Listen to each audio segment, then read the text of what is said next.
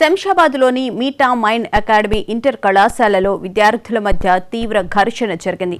First year విద్యార్థులపై సీనియర్లు ర్యాగింగ్కు పాల్పడడంతో ఇరు వర్గాల మధ్య దాడులు ప్రతిదాడులు చోటు చేసుకున్నాయి. ఈ గొడవల్లో పలువురు విద్యార్థులకు గాయాలయ్యాయి. కేవలం కళాశాల విద్యార్థులు మాత్రమే కాక డే కాలర్ విద్యార్థులు కూడా స్థానిక గ్యాంగులతో కలిసి హాస్టల్ విద్యార్థులపై దాడికి యత్నించారు. ఈ ఘటనపై పోలీసులు రంగంలోకి దిగి విద్యార్థుల తల్లిదండ్రులను పిలిపించి పరిస్థితిని అదుపులోకి తెచ్చారు.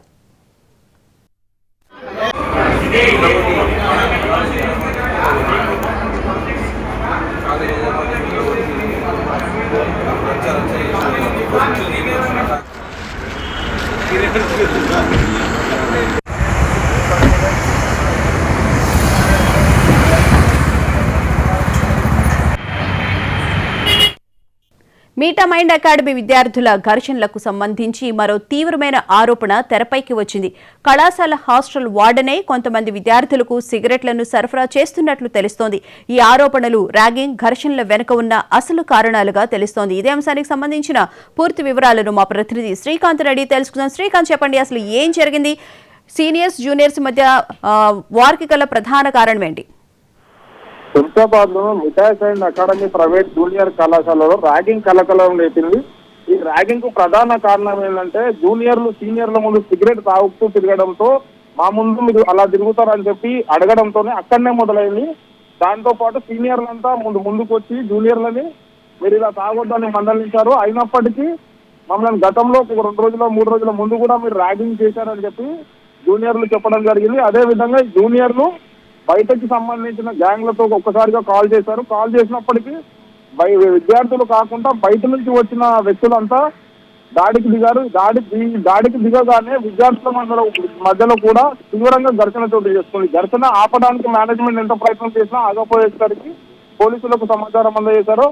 ఘటనా స్థలానికి పోలీసులు చేరుకొని ఇరు వర్గాలను చెదరగొట్టిన తర్వాతే విద్యార్థుల తల్లిదండ్రులను కూడా సమాచారం అందజేశారు. ఇప్పటికే ఈ ఘటనపై పోలీసులు కూడా సీరియస్ ఉన్నారు. విద్యార్థులు జూనియర్ విద్యార్థులు కావచ్చు, సీనియర్ విద్యార్థులు కావచ్చు, చదువుకోవడానికి వచ్చి మత్తు పదార్థాలు కానీ సిగరెట్లు తాగడం కానీ ఇది సరైనది కాదు.